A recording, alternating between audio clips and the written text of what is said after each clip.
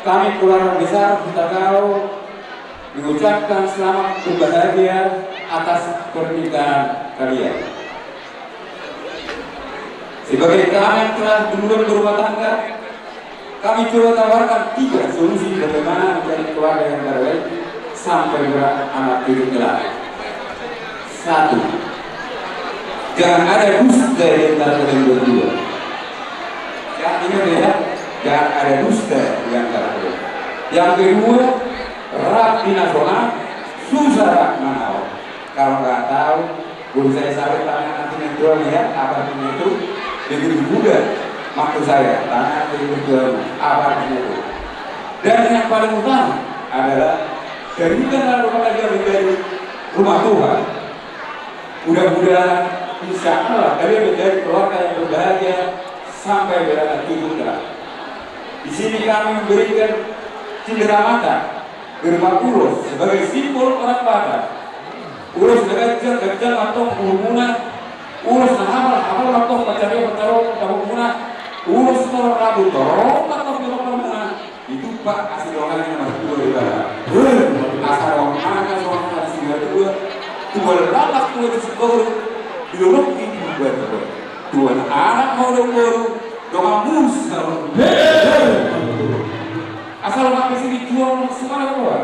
Anak dia mengalahkan saya orang mana saya disuruh satu waktu atau orang bulan pasal kami yang berbeda orang orang buat saya orang dia saya aku pakai Tuhan berkati.